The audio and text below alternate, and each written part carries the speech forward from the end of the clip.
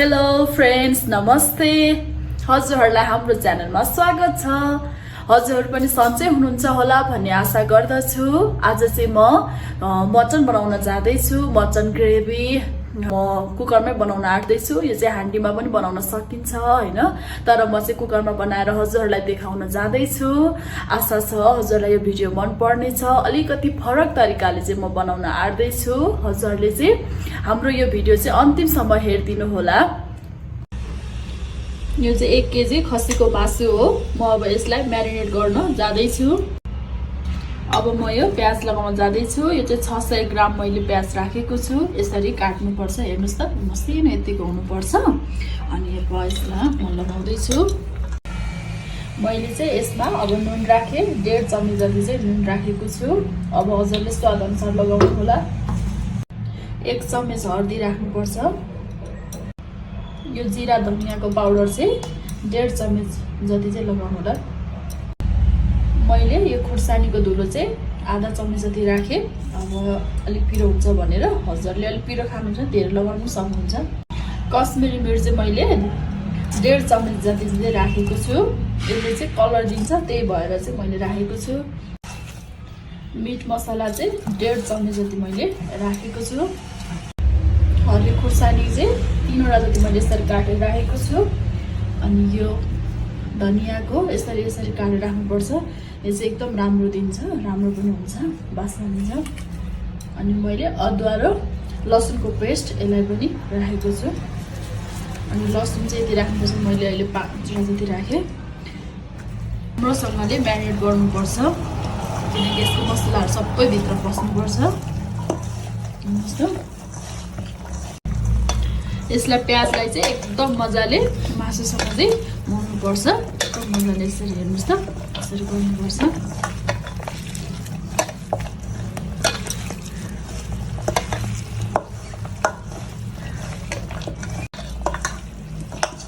अब मैले यसरी म्यारिनेट गरेर सकेँ। यसरी चाहिँ राख्नुपर्छ। 10 देखि 15 मिनटसम्म चाहिँ म अब यसलाई म्यारिनेट गरेर राख्छु। यहाँ चाहिँ तोरीको तेल 150 ml जति लगाउनुपर्छ। तेल तातिसक्यो। अब तेजपत्ता लाउँदैछु। 4वटा जति चाहिँ मैले लगाएँ। मैले 3वटा जति ठुलो सुक्मेली लगाएको छु।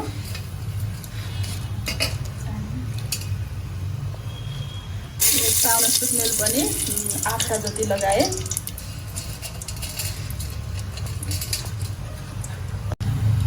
अब रातो खुर्सानी 5वटा जति लगाएको छु। अब यसमा चाहिँ 16वटा जति मरिच लगाएँ। अलिकति यति जावित्री लगाउनु पर्छ। दालचिनी चाहिँ 3 जति मैले लगाएँ। ल्वाङ चाहिँ 8वटा जति लगाएको छु। अब चाहिँ म मासु लगाउनु म्यारिनेट भइसक्यो। लसुन पनि यो लगाउनु पर्छ, टेस्टको लागि चाहिँ हो। अघि मैले म्यारिनेट गरेको थिएँ। अब मैले यो लगाउन जाँदैछु।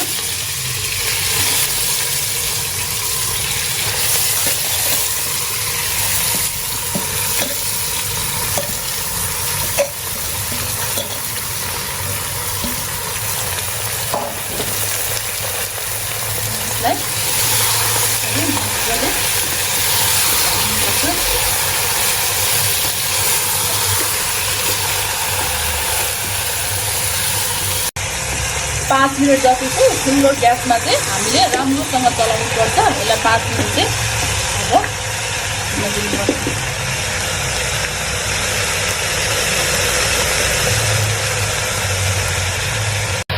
5 मिनट जति चाहिँ हाई फ्लेममा चाहिँ राख्नुपर्छ, यसरी छोपेर।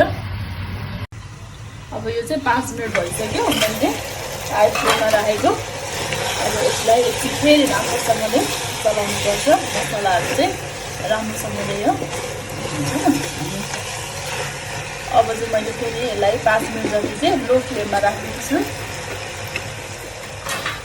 मसलाहरू सबै राम्रोसँगले हुन्छ, त्यही भएर चाहिँ अब यसलाई म एकखेप चलाउन जाँदैछु। यसलाई चाहिँ राम्रोसँगले हेर्नुहोस् त, यसरी चलाउनु पर्छ।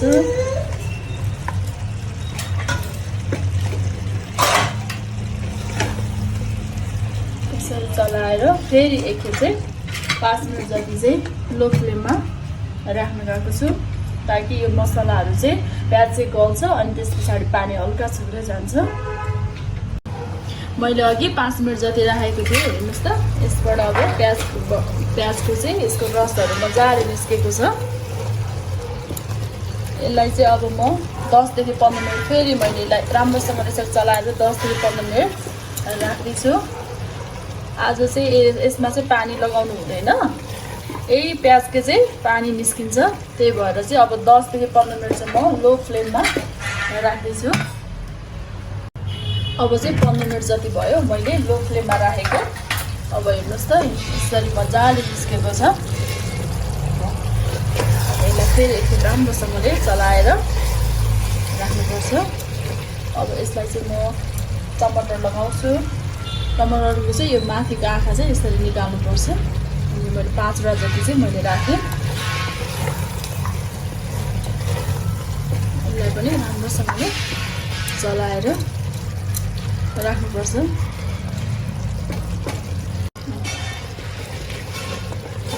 यसरी अब चलाएर चाहिँ म फेरि 15 मिनट जति चाहिँ म राख्छु।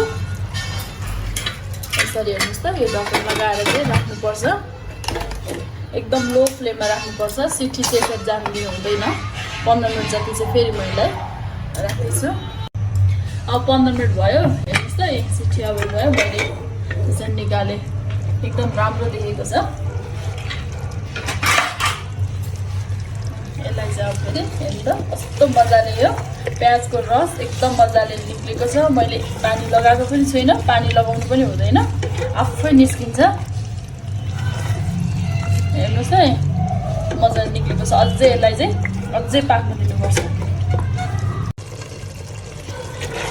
हेर्नुहोस् त अब यस्तो भएको चाहिँ अझै पनि 10 मिनट जति चाहिँ अझै गलाउनुपर्छ। अलिक गलेको छैन मासु, त्यही भएर चाहिँ अझै म अलिक गलाउँछु। 10 मिनट जति लो फ्लेममा अझै राख्नुपर्छ। अब चाहिँ हाम्रो यो मासु पाकिसक्यो। हेर्नुहोस् त कस्तो राम्रो देखेको छ। हाम्रो मासु मजाले गलेको छ। मैले यहाँ पानी पनि लगाएको छुइनँ। यति मजाले यसको प्याजको चाहिँ एकदम राम्रो निक्लेको छ। मासु पनि एकदम राम्रो भएको छ।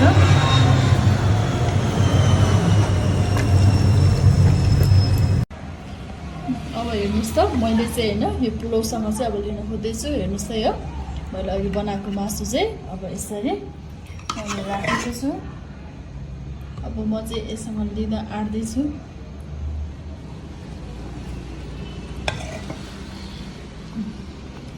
एकदम राम्रो बनिएको छ।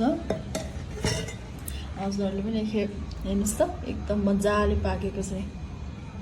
कस्तो मजाले भएको छ, मजाले भएको छ, पाकेको छ। अब चाहिँ म योसँग लिँदैछु। हजुरहरूले पनि एकदम राम्रो भएको छ। यो पनि मासु यसरी मटन ग्रेभी चाहिँ मैले पुलाउसँग लिएँ। मलाई एकदम मिठो लाग्यो। हजुरहरूले पनि चाहिँ एकखेप चाहिँ घरमा ट्राई गर्नु होला, हजुरहरूलाई पनि मन पर्ने छ। हाम्रो यो भिडियो कस्तो लाग्यो होइन कमेन्ट गरिदिनु होला। मन परेमा लाइक शेयर सब्सक्राइब गरिदिनु होला। नयाँ साथीहरू हुन्छ भने पनि हाम्रो यो भिडियोलाई मन पराइदिनु होला, हामीलाई सब्सक्राइब गरिदिनु होला हाम्रो यो च्यानललाई होइन। हाम्रो यो भिडियो अन्तिमसम्म हेरेर बस्दिनु भएको हजुरलाई धेरै धेरै धन्यवाद।